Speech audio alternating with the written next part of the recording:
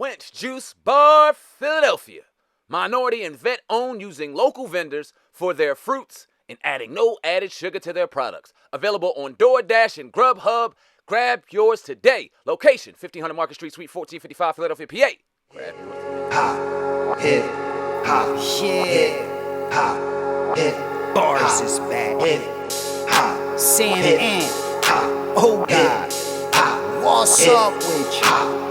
I done watched them niggas do interview after interview. They not culture vultures, the culture something they been into. So if you never gave them a view, I recommend you do. Cause when they question guests, they message is not subliminal. It don't matter if you a rookie or at your pinnacle. They gon' touch on stuff that you did and what you finna do. It's uncensored too. Yo, they never had a goofy show, but I saw some boys on they show acting goofy though. Well, if you think they L stupid though, you would get exposed like the hoes on OnlyFans letting coochie show. To introduce the show, when I sent this to Sam, asked, oh God, that nigga said, oh God, you the man, Cass. I spit white like a clan mask, and I'm a hustler. I could stand out on the beach and sell sandbags. Some things can't last, but this ain't just a podcast. This is Sam Ant and oh God, Cass. Hip hop uncensored is the vibe, so subscribe. Hip hop uncensored is the vibe, so subscribe. Oh God, driving Sam Ant riding passenger side, and you heard it out the mouth of the greatest rapper alive. Hip hop uncensored is the vibe, so subscribe. Hip hop uncensored is the vibe, so subscribe. Oh God, driving Sam Ant riding passenger side, and you heard it out the mouth of the greatest rapper alive. Go gang.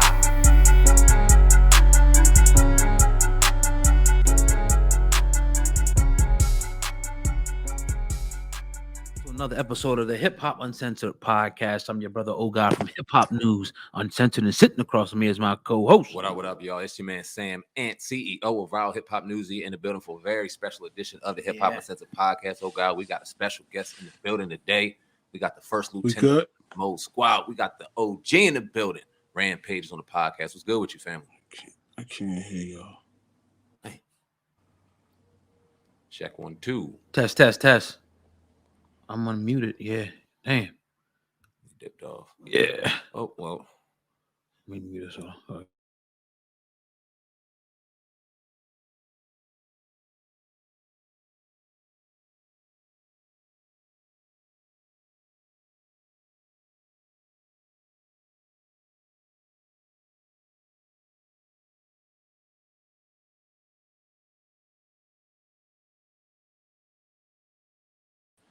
Y'all can hear me? Yeah, can you hear us? Yo, man, sorry about that, man. It's just my phone is just ringing. It's hot to death. So Nah, it's all good. I don't know how to go into the settings to block people from calling me. So I won't be answering nothing. But if I go in and out, means I'm gonna come back in and call you right back. You know what might help, OG? You in Wi-Fi right now, right? Yeah. Okay, throw it on airplane mode. They may block the calls for temporarily. Hold on a second. All right. Hold on.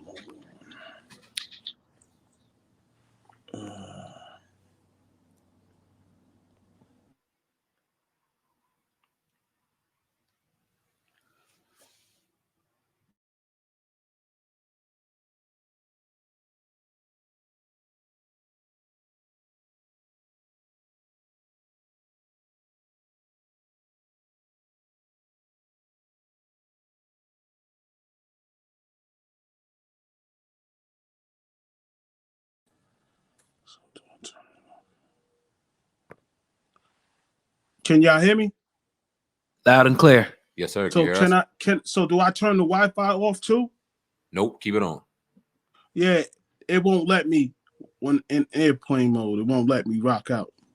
Okay. Oh. So let's just do it. We're gonna get Did you. not disturb or something? I don't know. Yeah, I don't know either. Maybe you're not disturbed. I don't know. Sorry about that. We can work. Don't Sorry worry about about You it. good? Let's get. No worries at all. Think you forgot your phone today. Oh, you got it out there. All right, cool. Definitely. So yeah, man, we in the building, man. We got Rampage in the building today at the Flipmode Squad, man. Definitely excited today. How you doing? OG? How's everything? Well, everything is good for me. How's you guys? How's you brothers? Chilling, man. Everything is great. Indeed. I'm glad to be here. Glad to talk to you guys. I've been watching y'all for a minute. That's an honor, man, because we've been fan of yours since babies. You know what I'm saying? And to be able to, that's real talk. Yeah. And we found out your name was on the list of people we can get up in here. Your name was the first one on the list. We were very excited, man. And to hear that you watch us is an absolute honor. And to see that you don't do many interviews right now, that's an honor too, man. I see y'all be having my baby brother Cassidy on there a lot. So, you know, I've been watching y'all for a minute. So again, ask me whatever, man. Whatever y'all want to do. I want this one to be special. I want this one to set the tone for artists that comes on y'all's platform to really understand that we not playing. We we kind of like in the last days. So, you know, I want everything that I do from this moment and on to definitely be looked to understand we as artists, podcasters, disc jockeys, program directors, like we are as one nation. You know what I mean? They can't stop our independence. So that's right. So let's get it, y'all. Let's get it. Let's work, man. We're gonna have a dope one. So take us back, man, because like we said, we were fans from the very beginning. I think you came out back in like early 90s, 92. We were young boys at that time. But so the 90s. So where y'all from? Y'all from Jersey? South Jersey. Yep. So big up to the whole South Jersey. Let's just get that out the way. Just big up to the whole Jersey. Let's just get that out the way. So I started in 92. I'm also the first artist to put out something out on Flipmode because Busta had a production deal with Dallas Austin. Big up to Dallas Austin. Big up to Rowdy Records. Big up to Flipmode. Just big up to them for giving me my situation. Also, for those that don't know me and Busta, that's my physical. That's my first cousin. So let's just get that out the way. I started out in 92. I'm from Flatbush, Brooklyn. Big up to all my Brooklyn Knights. But yes, I'm a Flatbush head, Brooklyn, New York City, you know, underground rapper, doing my thing, going to the Lyricist Lounge, you know, running around with the Bush Babies, rocking out with the late Guru, R.I.P. Guru, you know, being at the Lyricist Lounge, curly top, backpack, understanding the culture of the game. What influenced me farther to get in the game before that was a brother by the name of Special Ed, who lived in my neighborhood, who taught me a lot about appearance, being fly, understanding image. You know what I'm saying? He was a heavy influence in Flatbush, Brooklyn. I got it made. I got guys like Ralph McDaniel that had a show called Video Music Box that was really affecting the culture where I was and where I was at. I was between being a Crooklyn kid and doing Crooklyn things and understanding, do I want to be in the music business? Do I got to finish school? I'm going through all these. I'm seeing all these polo dudes. I'm seeing all these North Face guys. I'm seeing all these Timberland kids. I'm seeing, I'm from Flatbush, many West Indian, Jamaican, Trinidadian. I'm from that. I'm from that jungle. You know what I'm saying? So again, but in the jungle, I see a lot of people like the Mad Lions, who I grew up with. Mad Lion, y'all know Mad Lion. You know what I'm saying? He was another one that was from the bush, moving around doing Crooklyn things, and you know, between doing Crooklyn things and making demos. You know, people don't know what demos is. So for those that don't know what demos is, you know, I'm in the studio with Backspin. I'm figuring it out, how to make a demo, how to put bars together.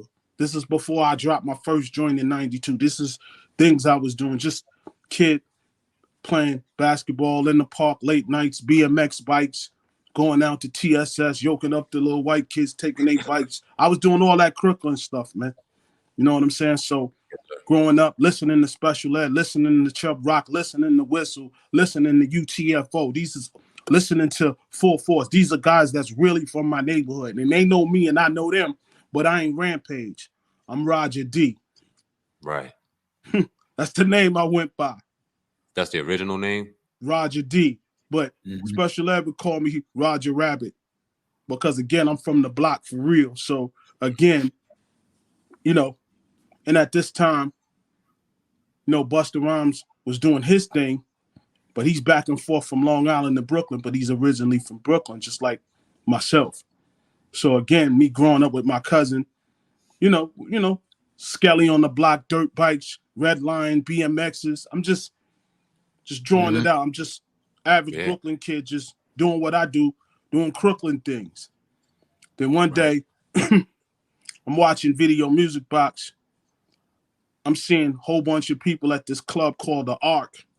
And I'm seeing all these different rappers like Jazzy Jeff and the Fresh Prince. I'm looking at all this and I'm like, yo, this is something that I really could do. But when I first seen Special Ed on it, that's when it really turned on for me, because he running around the neighborhood with a jacket on that was green and black. I can't forget this.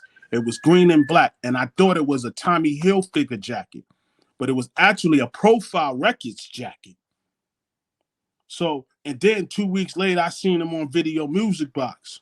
Then I seen everybody in my neighborhood in this video, and then I wasn't in the video. I got it made. So I'm like, if he could do it, I could do. Word. You know what I'm saying? So that's what inspired me. But then bring it back to 92. I'm running around with Leaders of the New School. I'm 89, 90. I'm running around with Leaders of the New School. I'm traveling from state to state. And I'm getting the opportunity of learning the game. You know what I'm saying? Riding with my cousin, doing all these shows, MTV raps. I'm doing all this. I'm watching all this. I'm seeing Leaders in Tribe. I'm getting firsthand of everything. I said, man, it's no more, man. I got to do this. Finish my GED. And then I got busy. Word. Right now, it's never been a turn back since. Now talk about the importance of your first cousin, Busta Rhymes, because you were talking about how he, pretty much showed you the ropes, put you in a situation, but showed you almost like an A&R at that point in time. It's kind of showing you what was going on, showing you the ups and downs of the game. So talk about his importance and your upbringing in the hip hop game. Well, his importance, he lived at my house. He's at my house. Every day I'm seeing him going through it. Labels, features. I'm seeing everything. This dude is a workaholic. He's going in at a young age, just going in, just rocking. Yo, I'll be back tonight. I'm like, wow, can I come? All right, come on. Everywhere he would go, he would just bring me.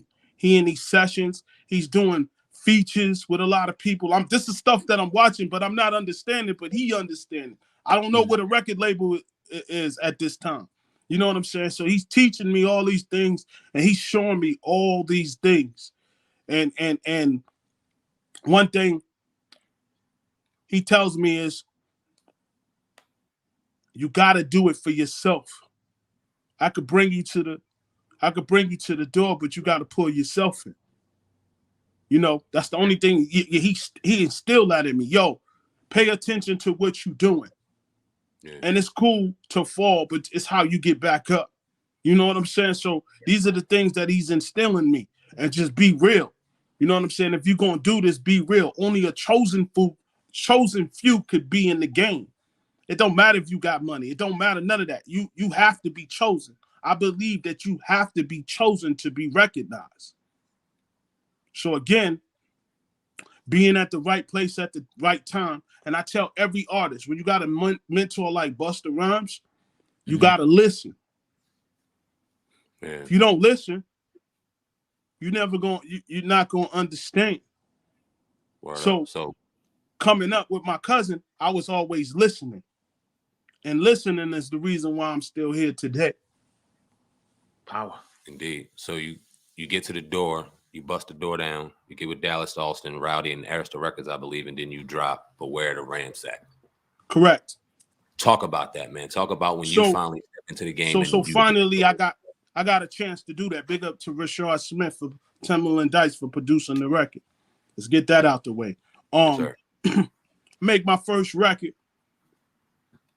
Beware the Ramsack, Rowdy, Flipmode, Rowdy, Arista. Same time, Biggie and Bad Boy, everybody had the same distribution. Outkast. I'm in Atlanta with Biggie. I'm also good friends with Biggie before the rap shit. Biggie's also a friend of a friend that lived around the corner with me named Klepto. He lived right around the corner from me. That's how I got cool with Biggie. So all through this time, you know, I put out a record. I'm understanding how marketing promotion is looking. I'm having meetings at Arista Records. I'm learning the game. I'm sitting and talking to Clive Davis. They're giving me pointers on what I should do and what I could do and what I couldn't do. And marketing promotion, going on a promo tour, shooting a video, never been on a plane before. I'm a Brooklyn kid, never traveled, went to go shoot the video. That was an experience for me because I ain't never shot a video.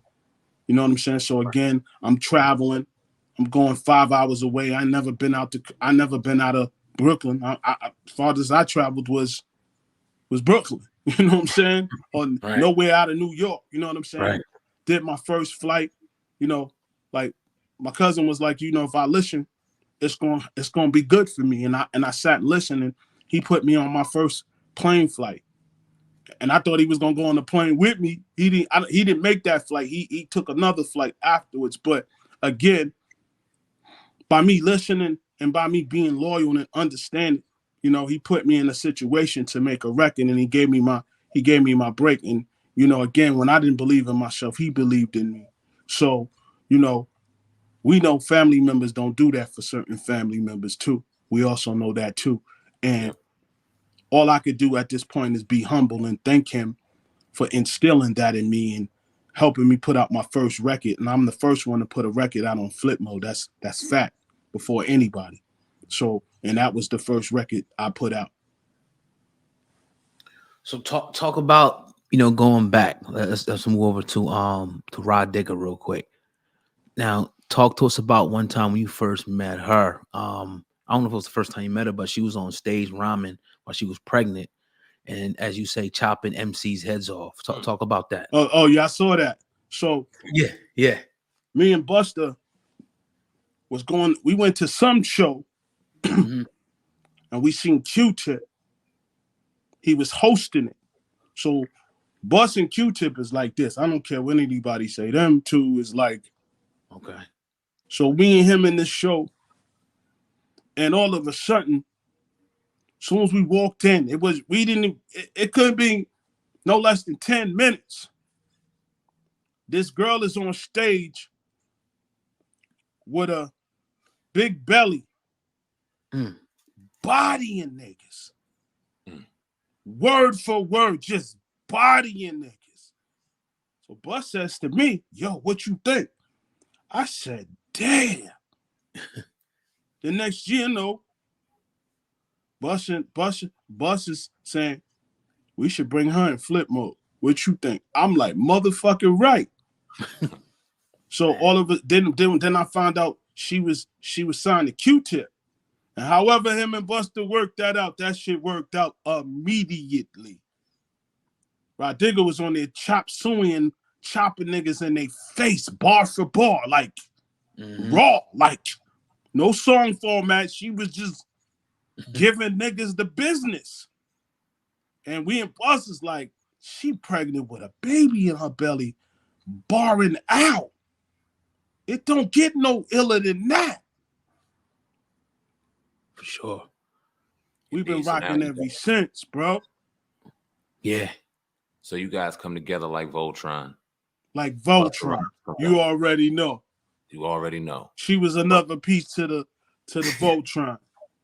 Busta comes out when disaster strikes, shit goes crazy. That was one of the first albums. Busta comes out with the coming and shit goes crazy. That's right. Let's not skip. Let's not skip. You're right. That's the first album I actually nothing. So talk about that when that popped. How'd that go for Flipmode?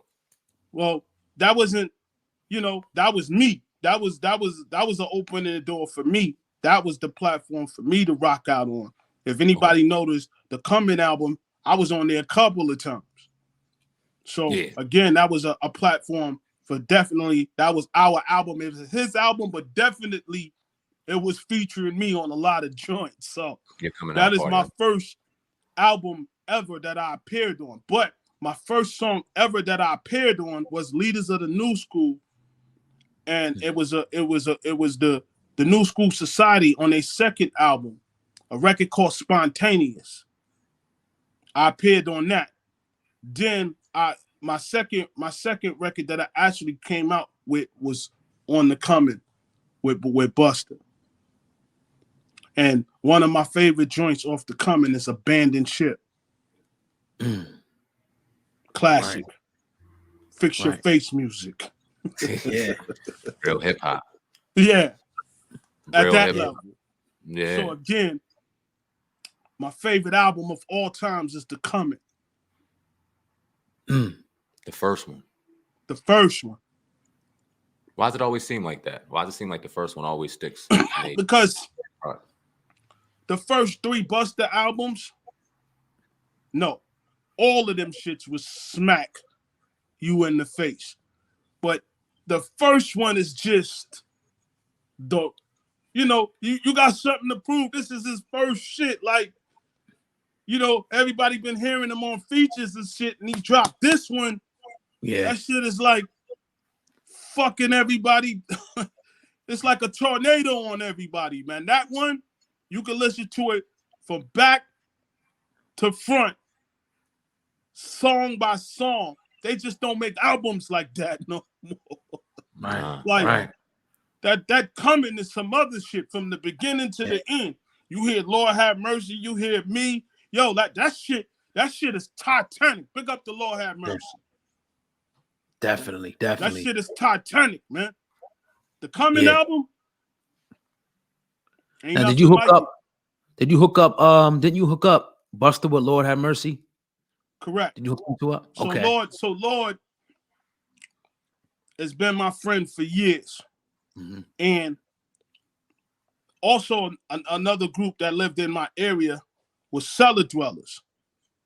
Phantasm is my man, 50 grand. He brings Lord to my house. We knew each other at that time, but we didn't really know each other. And then Phantasm introduced me to Lord. And then me and Lord has been brothers ever since. Then Bus is at my crib at the same time.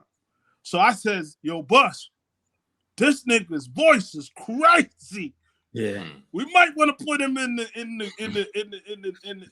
camp. Whether Lord have mercy. You know how his voice is. Bus heard this joint he did, was like he's in immediately.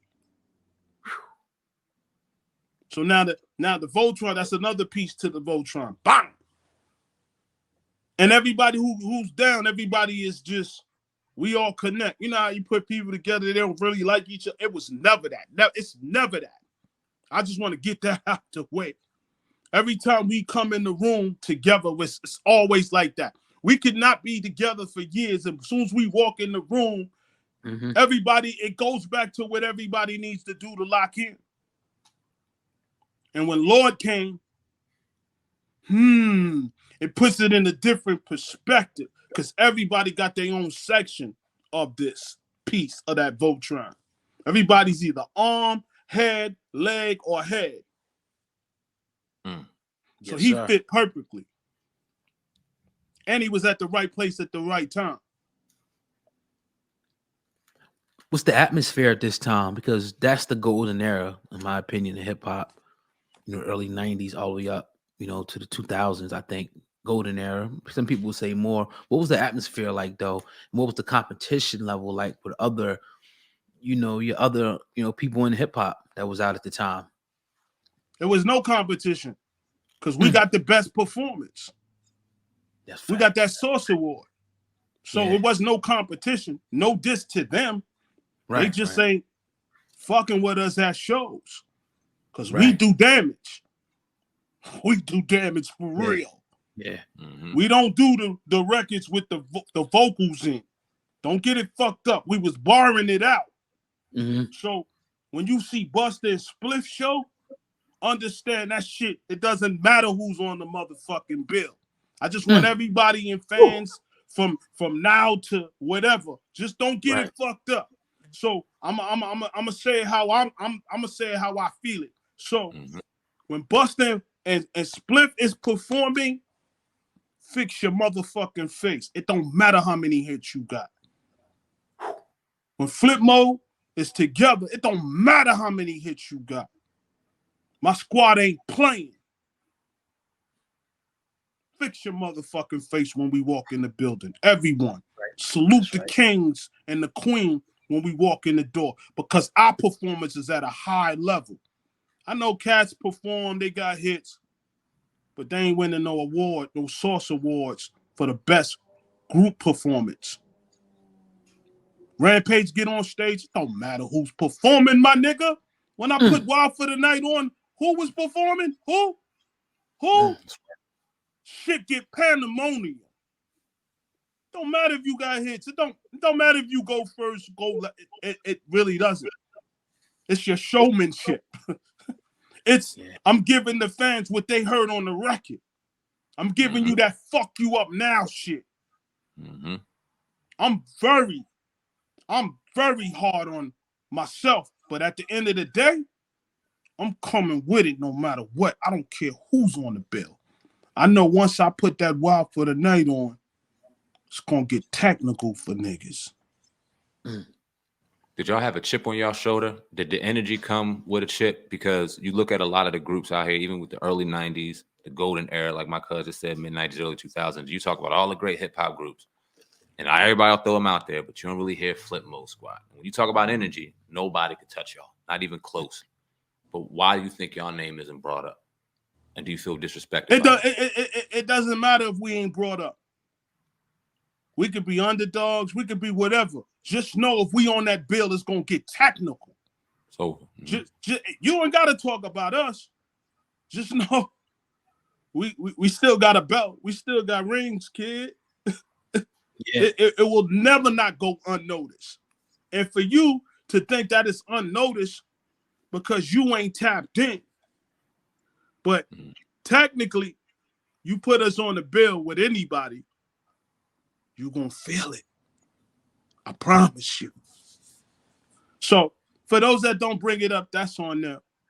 Yeah. I don't get caught up in that. Wow. All I'm going to tell you is Flipmode's the greatest. That's it. Nothing nobody can tell me. And it's good that they might not talk about it because we're not boxed in. But you put us on the bill, it's going to get hectic. And we all got records that you know.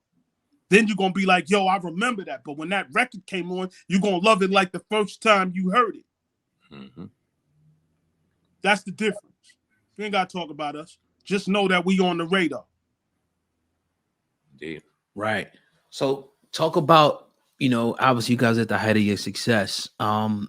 We were all watching as fans, looking at Flipmode Squad, like, man, like this is crazy. You had all these groups, nobody quite matched the Flipmode Squad, as far as energy and stage performance. But what happened with the disbandment of the group? I know it was never a disbandment of the group. That's what y'all thought. So what happened? Let us know. It's never a disbandment. That's what I'm telling you. So again, when you've been with your brothers and your sisters for so many years and you traveling on the road for so many years, it's time for everybody to go do their thing. Yes, sir. Everybody went to go do their thing. Ain't nobody said, yo, we quit. That's what everybody thought, we quit. Get the fuck out of here. My throne is still there, my G. Everybody's throne is still there. So let's not get it fucked up. And that's cool. That's cool, everybody. Oh, they not together no more. This one don't like this. Let's not get it fucked up, bro. Let's not get it fucked up. Friends, fans, foes, whoever. Flipmode is still a motherfucking squad. To this day, the motherfucking squad. I don't care who mad at whoever. Flipmode is the motherfucking unit. Trust me, the new album is coming and it's done. Oh, it's done. Trust me. You're going to get it soon. I ain't going to tell you the time. Just like how everybody, yo, we want it now. We want to hear it. Listen, it's going to come when it's going to come. But trust me, everybody's on it. Trust me. When it comes, best album of the year, I guarantee it. Production is through the roof. And your boy running rampant. You know I'm running rampant. Oh, I got a lot to say. Right. Now, a lot of people, when Busta came out with the Extinction Level event, it's probably been a couple years now since he came out with that album. It's a classic. And he probably didn't surprise you, But he surprised a lot of people because a lot of people kind of tried to put him because he was kind of quiet with the music for a while. But what do you think about, Busta really coming out and really letting people know that he ain't really lost a step in his rap game? If anything, he gotten better and better. So that's what I'm saying. Just Right. because I got quiet, that don't mean that I'm not in the group or I'm not making music. It's just motherfuckers ain't tapping in. That's it. Don't never sleep on motherfucking Busta Rhymes. You got life fucked up. Busta Rhymes is the 8th wonder of the world. Don't never compare him to. Let me show you something. I said this on something else.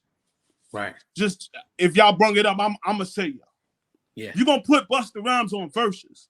Just understand, any artist out there you put him with, just know he has more features than you, and you gotta count those.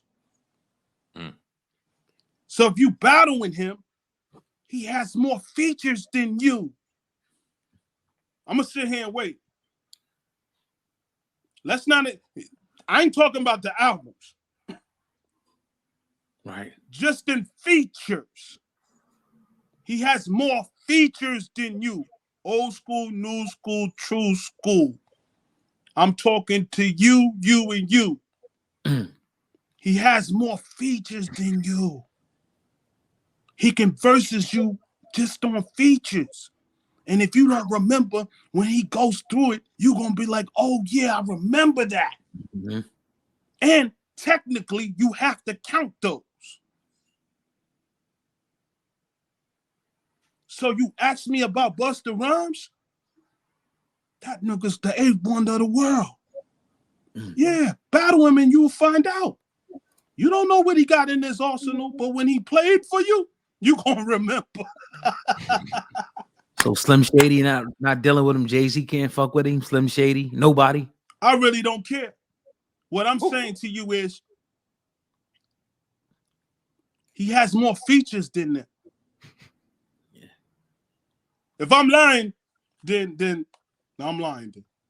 But I'm telling you the truth. He has more features than them. Busta's a different type of artist. So that's why it's hard for y'all to match somebody with him, because technically, y'all not even looking into how many features he got. He will destroy you on the features. It's hard to argue. He has the biggest features. Don't matter, new, old, whatever. Put him whatever. The dude has features with people that you would believe, but it gets technical, bro. Homeboy got a lot of clips. He could go at it in 50 different ways with an artist, and they be just getting fucked up each time. And remember, he got 3 generations of shit. Yeah. You got to think about it, man. When you choose a battle, you got to choose that shit wisely. Somebody might have to take a dirt nap on this one. Early. Dang. So, Busta Rhymes arsenal, y'all might not want to sleep on that shit. Y'all might want to think about some shit before you go against him. Because he coming out swinging. Believe that. And he can take it from anywhere. Right. For 3 generations on niggas. Let me ask you this, big OG. Take me back, man, because the year is 99. I'm a freshman in high school. I'm playing football. My favorite album, the CD, is The Violator CD. My favorite song on there is What You Come Around. R.P. Chris Lighty. R.P. Chris Lighty. Because of the motherfucking energy, I absolutely loved it. But we all know in the behind the scenes, the industry were doing very different things, and come to find out a lot of artists weren't happy with the deals and the contracts they were dealing with, and it kind of created this snowball effect that we kind of gained awareness to, because it was always going on in the industry. But then right around that time, you started kind of seeing shit really come for what it was. Talk about how it was during that time recording in the industry. You've been in the game for some time now. Talk about the energy and how it was during that time. You talking about the Violator project? Around that Violator time, yeah. Well, the process is, far as us, we always together. We in the studio, we vibing. Scratch come through and drop some records off. You know, we doing what we do. We got different producers, the J Dillers. We got the Knox. We got all these dudes that we friends with that just come, they know, and they just drop these records off, and we just go to work. The process is just work. We ain't talking. We making records. We got records bigger than a lot of going on. Like our process is we get the work done. Then we talk about it later. But the process of recording that time it was just great vibes. Everything was great vibes, family vibes. Everybody had to do what they had to do. You want to eat? This is how you going to eat. Leave everything outside. When you come in here, this is the workplace. We're going to work for 2 days. Everybody got to come with that shit. Here's the records. They all laid out. We ain't leaving. Everybody pick their corner. Put that beat on. Take that off. Put that beat on. Take that off. Put that beat on. Right. Serious, man. Take us back a little bit again, man, and the transition to hip hop. You know, when we kind of seen it going from, you know, East Coast up north, you know, heavy dominated, to now, ever since like 2000s, about early, we seen that the South, even though hip hop's popping everywhere, it seems like the South, you know, has evolved, you know, to holding on to hip hop, and don't look like they're gonna lose it anytime soon. How do you feel about that? You know, being an old hip hop head, saying that the game has moved to the South now. What's your thoughts on that? I'm not an old hip hop head. That's for those that's boxed in. I'm gonna get that straight. Got you. I'm not an old head, because an old head wouldn't be able to talk to y'all. Right. So I know what you mean though. So no doubt. At the end of the day,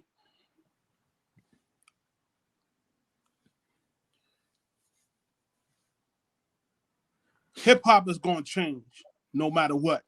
East Coast, West Coast, Midwest, dirty South. It's not about who's running what. It's about what's feeling good. If a South record is feeling good, then that's hot. If an East Coast record is feeling good, then that's the trend. Then if a West Coast record is feeling good, it's the trend. At the end of the day, it's all hip hop. At the end of the day. So if it comes from the Midwest, that's the trend. If the dirty South feel like they want to put out 1 billion records like Jamaican people, how they put out all those Western, I look at it, that's the culture. You know how we Jamaicans, we put out all them Yard Boy records. Y'all know, constantly putting out records. We know who won it if you constantly putting out records. But I don't single coast and all that. It's just, again, it's the spirit, it's the vibe, and it should motivate people. You know what I'm saying? So whatever coast you from and you putting out records, keep putting them out. It don't matter who's taking over. I don't believe there's one person just taking over the game. I just believe there's always somebody more hungrier than you. There's always somebody that wanted more than you. And I don't care if he's from the dirty South, Midwest, West Coast, East Coast. If he hungry and he feel like he want to put out 1,000 records on everybody because everybody home worrying about this one and that one, so be it. I love it. I love it all. Any particular artist that you like? I like newer Drake. Artists. I like Drake. Right. I love the Locks. I love Fabulous. A young Dolph. Yeah. Nipsey. That's Biggie. Craig Mack. LL. Busta Rhymes. Fat Joe. Pop Smoke. Yeah. You know. So going back to Biggie, we often talk about this, and you know him. You know, we often talk about, you know, if he would have still been here, how do you think, or you think he could have became a huge star, or do you think he would have maybe? How do you think Biggie would have ended up if he would have? He was already a huge star. He was. He was already there. Like now in today's time, my nigga, and he was also a friend of mine for real. So let's get that out the way. Like, that was my homeboy for real. I'm like one of the last people to see him 2 days before he passed. And I was in his hotel room, and he was playing me Life After Death on a CD. And the first record he played me was "You Must Be Used to Me Spending," and it was just me and him in the hotel, and he was playing me them joints off that Life After Death album. So to answer that question is, Big was always a fly nigga, man. Always. He always wanted to do new shit. He always stayed 100 paces over everybody. And he was a mover, and he was the shaker. And he also was dope at everything that he does. He wanted to smoke his weed. He wanted to chill. He wanted to put his mans in them on. and he also, his goal was getting to that money at all times. At any... You break it up. Oh, I think you tried.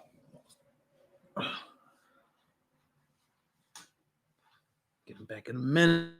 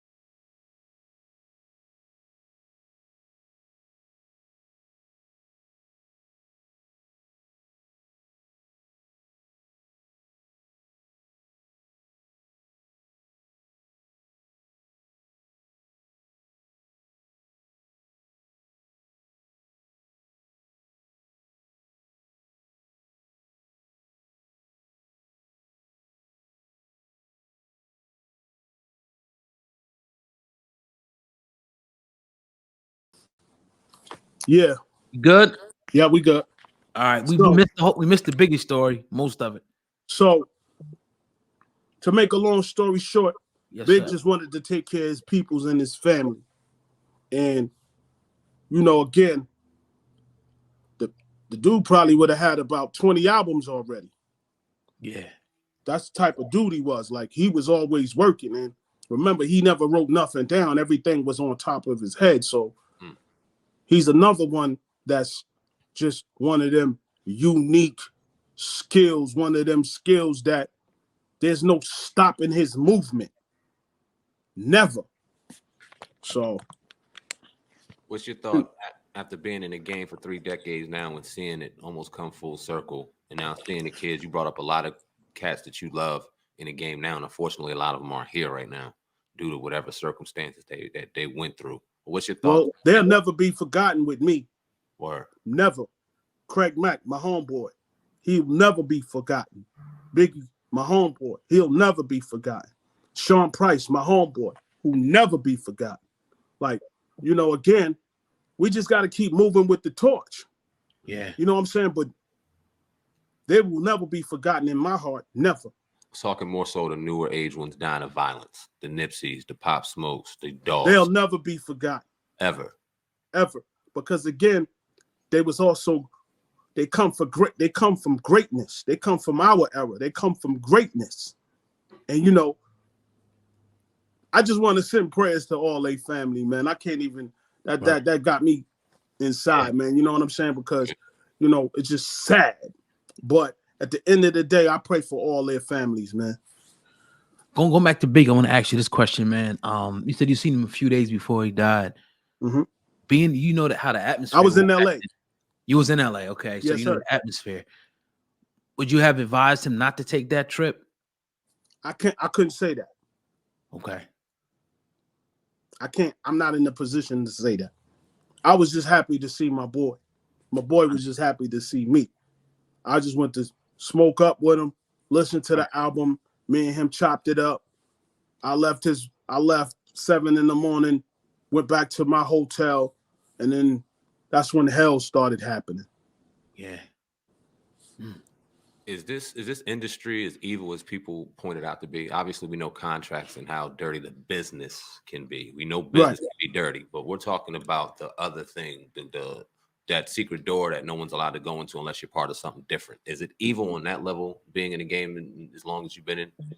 Well, sometimes you get approached about, when you get to a certain status, you probably get approached about whoever. But at the end of the day, it's you that make that determine. If you want to cross that bridge and that's a bridge you want to cross, then that's on you. So whatever you sacrificing to do for your career, because there's a lot of people that sell their soul. If you want to sell your soul, go ahead and sell your soul. Because, you know, the devil is here to kill and destroy. Me, I ain't never have to sell my soul. Me, I ain't never have to be worrying about this and that. Me, all I had was a great entertainment attorney. I know what I'm signing. I know about my royalties. I know about my publishing. You understand? So I don't play them type of games. You know what I'm saying? For the people who, what would you kind of name a few things, but what would consist of selling your soul to a new artist coming up?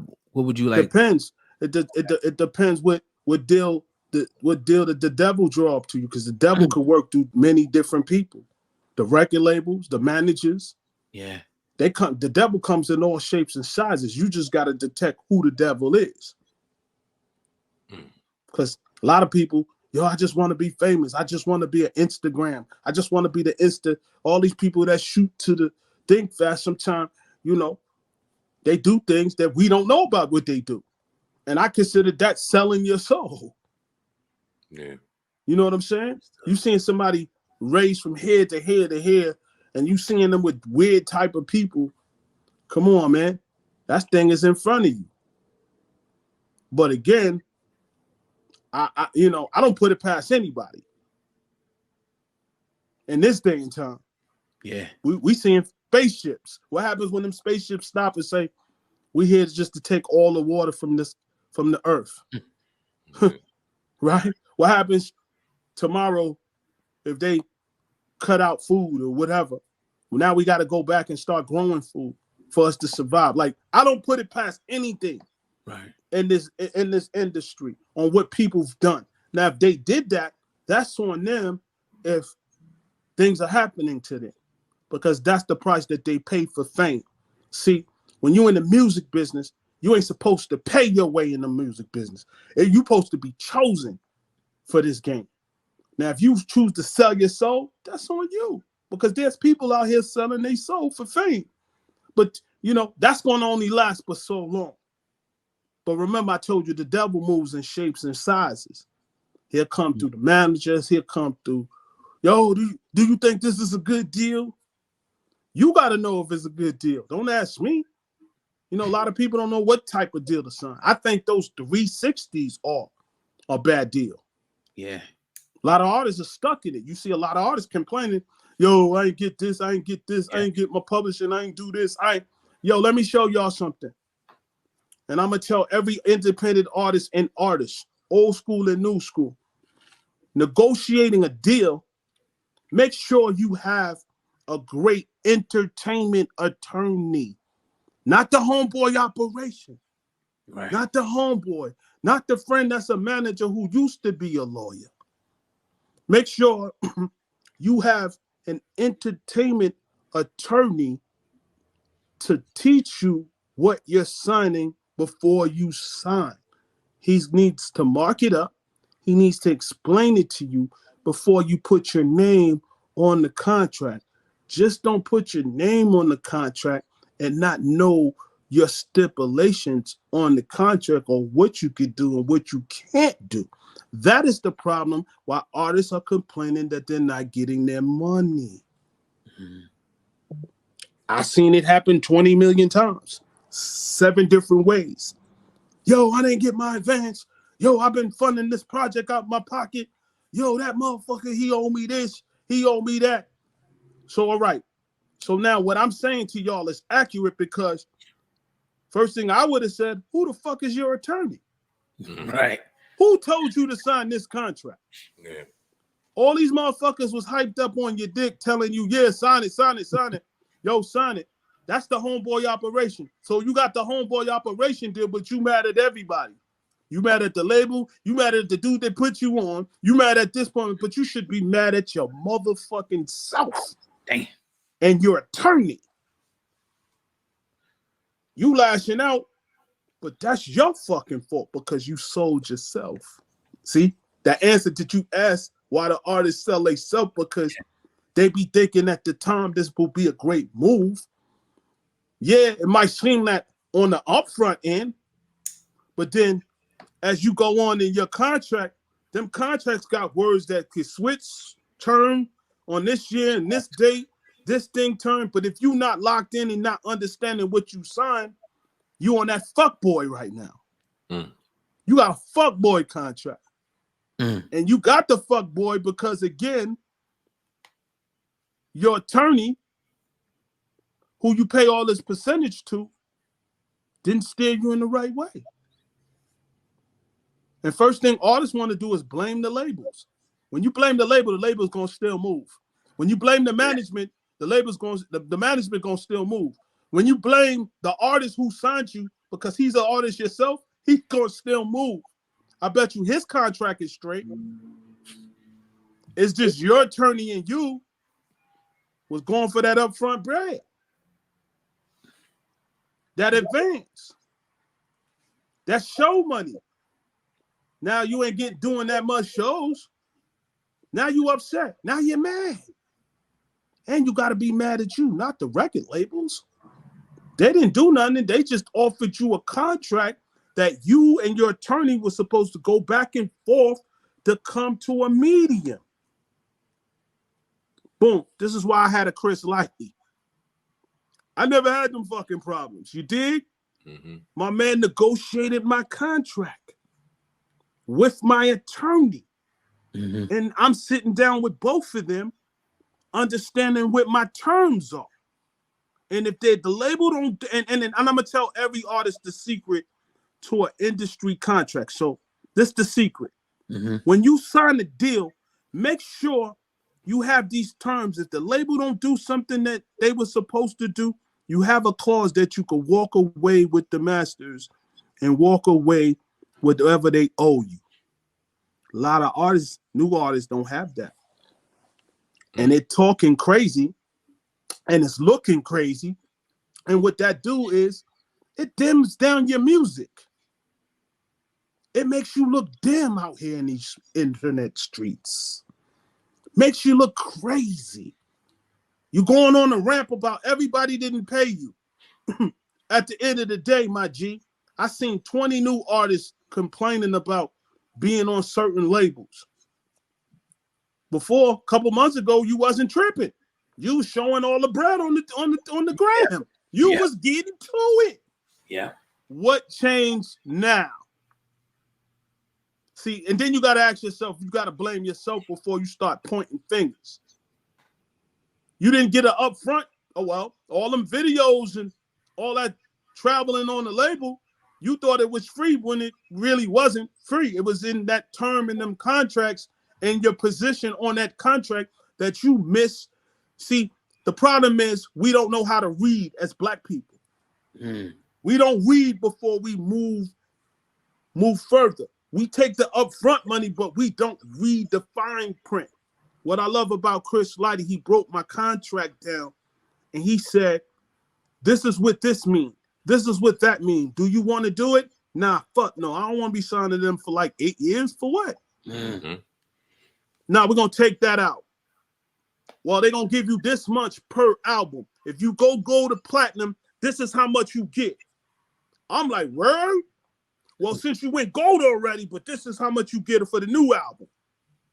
So I'm going to take a little bit now because I know the second one is going to do the gold, and then I'm going to chop down the albums that I want to be with the label because I don't want to give them 8 albums. I'd rather give them 4, then I'm out. Oh, better yet, I'll give them the best stuff. Because every time it plaque, I get... Lost. Oh, there you go. I get to those type of things. Can y'all hear me? Yes, sir. So I get more points. I get more publishing. You know what I'm saying? You have to know the structure of your contract. I tell every artist this. Do not sign homeboy operation. Just don't sign it and not understanding what you signed. Because later on, you signed your publishing away. You got that upfront money. You rocking the $1 million joints. You like this. But now you fucking mad. You stuck. Because you didn't read the fine print. And the homeboy that was with you every day that got the same thing, yo, just sign it. It's cool. Nah, you might know a couple of lines, but you're not an entertainment attorney. Not a criminal attorney. Is a difference. You got to know the difference. You got to play the game in a different way. Every independent artist that's watching this, so what? This dude is who he is. You think he gonna put you on? He gonna put you on. But understand, when you structure your contract, make sure you structure it just in case if this dude acts funny, you can skate out. You ain't got to complain. You got yours. Everybody doesn't know how to get this. Oh, he never gave me advance on my record. I've been fronting out my pocket. You stupid. I ain't fronting nothing out my pocket. Right.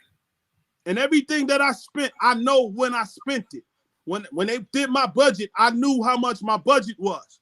But I also knew that I went gold. I also knew I went this. I also knew I went that. So again, how much did I make for the label? Now, if you're independent, for those that don't know, we living in the streaming time. So I come from the unit era. But in the unit era, if you sold a certain amount of records, you were able to finagle whatever the label spent, you paid them back. After you paid them back, now the label is saying, we want to give you another advance, but you're not giving me no advance. This is the advance that we negotiated if I did these type of numbers because it was in my contract. If I got to a certain number, y'all had to pay me a certain amount of dollars and points. And my producers all got paid. It wasn't the producer saying, yo, I never got paid. I did the beat. His lawyer ain't calling me back. No, you got paid early. You got your advance. You came to the studio. You tracked the record. Once we put it out, next couple of weeks after that, there's a check at the label that you need to go pick up. That's how we handle things for the producer. All my producers that's producing records. It's cool that you producing records, but understand your terms. Understand if you're going to license the record, understand if you're going to give up publishing or you just going to sell a beat outright. Don't confuse the artist. Artists, you need to learn how to read these contracts. Understand the rules of the game. It's not personal. It's business. That's right. Once artists can understand business and their contracts, you won't hear nobody complaining because it's not a homeboy operation. That's gold right there. That's gold, yeah. Absolutely, and that's what we was looking for, and that's why we had. Hold on a second. No, you good, OG. Got Rampage on the Hip Hop. Can y'all hear me? Yes, sir. Can you hear us? Hold on, but I can't hear y'all. Call your phone call when you can't hear us. Drop out and come back in if you can't. Right. We gotta get a sign or something, like Hell a board, yeah. like drop out, come back in. I don't think Deani's in here. Or Deani. That's right. what the fuck we need. It's all good. She ain't there, but it is what it is, man. Yep. Rampage. Long-winded ass nigga. Nah, he cool as hell. Yeah, man. That was some good stuff right there. Got to get him back because I know it's about 30 years worth of stories he can tell us. That's why you got to get people in person. I was just thinking how better this would have been in person. Oh, my God.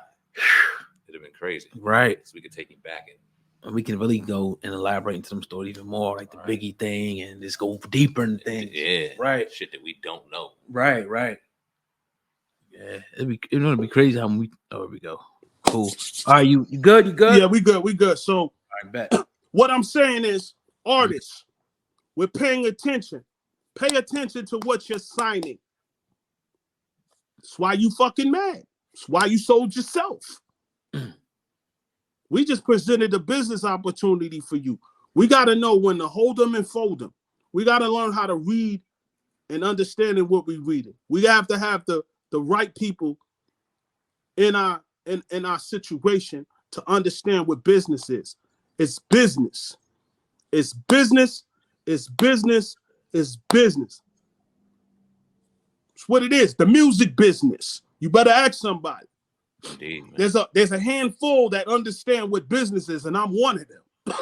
And I have success off the music business. You don't got to see me for years. Yo, ramp fell off, ramp this. Let me show you my business technique. My game is serious. A lot of dudes from my era swimming with Nemo right now. Understand that, because they didn't understand business. It was personal. People all in their feelings. This is the music business. You complaining about a label, management, whatever. You got to blame yourself first. Real quick. You got to understand what your contract read. Did it take a hard... My fault. But did it take a hard time for you to understand that or learn that, or that's something you always knew? Fuck no. I had to learn that from Chris Lighty, who was a great negotiator, who was a great manager, who told you the truth. This is what they offering you. Hey, we could do it like this, do it like this. Nah, take that shit out. Nah, boom, boom. Yo, this is how I'm understanding when you have a great manager and a great entertainment attorney, not a criminal attorney because you ain't going to jail. Or not a homeboy, all in your ear, sign that right now. Let's get this advance. This $20,000 advance. Let's get this $100,000. Let's get this $1 million advance. See, when people take these advances, these are a loan. This is not yours. Mm-hmm. But if you dope, you can negotiate a deal when they give you an advance. You don't have to pay it back. There's a certain way that you can do, but when you sign in these 360s, you really in the 360. That's a trick on you. I'm from the era where we don't do 360s. Word up. So you're going to hear a couple of artists beefing. See, they want to beef, but if you look at the words on the contract, it tells you, you signed this for this. We advanced you this, but you didn't understand that it was an advance. You thought it was up front. You see what I'm saying? Mm-hmm. But we as people, we don't read enough. We don't understand. Now we mad because the royalty checks is hold up. Mm-hmm. Now we want to go independent. Right. Y'all get it? And I'm not singling nobody out. I'm just telling you, independent, major, whoever, old school, new school, the rules apply. It's just business. First of all, you got to be mad at yourself, playboy. It's the music business. That's real. It's 90% business. And if you take it personal, then it's on you, playboy. You talking about him, but his business is right. He knew what it said on the contract because he ain't stupid. He read the contract. And I see all great artists always complaining that they didn't get their shit.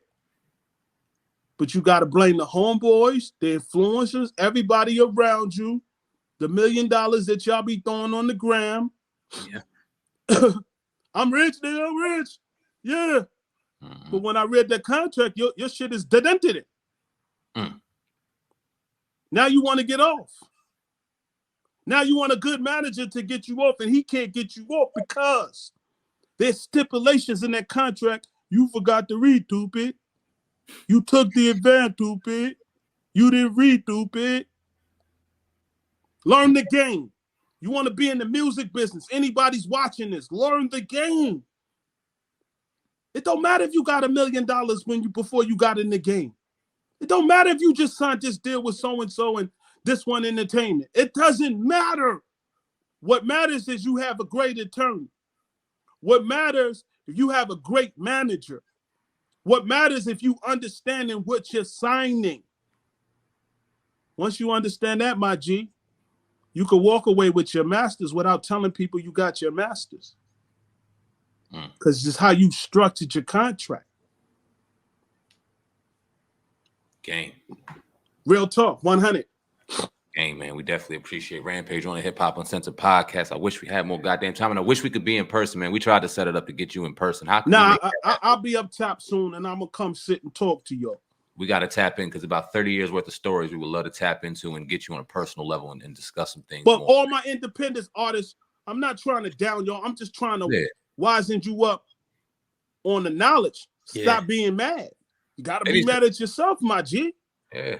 Ain't nothing to be sensitive about either. To take game from somebody that's been in the game and is trying to give you some wisdom and some love. Us as young boys and stuff need to just take our ego and put it aside a little bit and take some wisdom, man. Ain't nothing wrong with that. Sure. How you gonna feed your mama if you can't read, my G? How you gonna feed your kids if you can't read? So what? You got $1 million in your pocket. I bet you didn't pay them taxes. Oh shit. See, we don't want to go there. Right. Yo, a lot of these dudes, one thing, a lot of these dudes get caught on the block and they don't got no insurance. A lot of these dudes in this rap game getting shot and killed. None of them got insurance. Nobody can take care of their kids, but them, they was taking care of their kids out their pocket. This the new time we doing. No diss to them, but because nobody told them. You need to have insurance when you get caught on the block so they can take care of your seeds. Right. Stop thinking about yourself and take care of yourself and your family. They missed that. They get caught on the block, bomb, they done. Another rapper passed away. What he had? Nothing. Now I'm seeing GoFundMes. How is they GoFunding you and you the ball with the money? Yeah. Somebody hustling backwards. Mm-hmm. What do you got to fall on, young artist? Nothing. I got the money. I'm getting it now. That's all that matters. Okay, you can get it now, but soon as somebody slap you in the face or clap you in the face, you're looking crazy out here in these internet streets. Stop fronting, man. Learn the business. It's business. That's right. It's never personal. Facts. If you can, man, we definitely appreciate you once again. Can you drop your social media handles where anybody can reach you at as well? At The Real Rampage, Instagram, Rampage the Last Boy Scout, Instagram. I'm on the gram with it. Real quick before we get up out of here, any new music, anything you need to tell the people that they need to be looking forward to? My new sneakers, boy. I gotta send y'all a pair of the new R.1s, my G. Oh yeah. Damn sure. Got these, boy. These joints is official. Your boy got his own sneaker company. When I say that, I got my own manufacturer. When I say that, I don't got no partners. I fund this out my pocket. I could read. Understand? My business is good. Got my water company, Splash Drip. Got my sneaker company, Rated R Empire. You can't stop my flow. Nobody in the world can stop my flow. I can read. My business is good. I invested in myself. I ain't waiting on nobody. What's that say on the side? It says Rampage. That shit is dope. Make sure you send us a link so we can put it in the description box. Make sure both of y'all, this is what I need, man. This is what I need from y'all. Right. If I send y'all a pair of these Rated R's, I need to make sure y'all blow it out. Y'all got them exclusive. It's in your sizes. And make sure everybody has my link to go purchase. I want to send both of y'all a pair.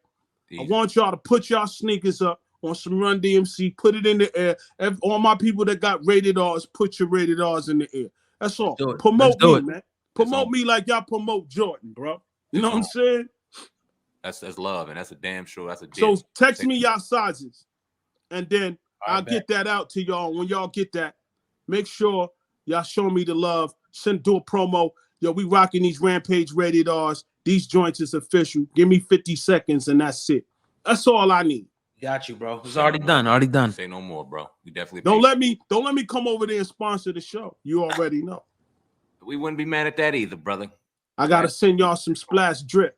You know, my new water company, Splash Drip, coming to a store near you worldwide. I'm making major moves, my G. This is what I call investing in yourself. I'm the one to take my royalties and invest in my company. Oh yeah. Oh yeah.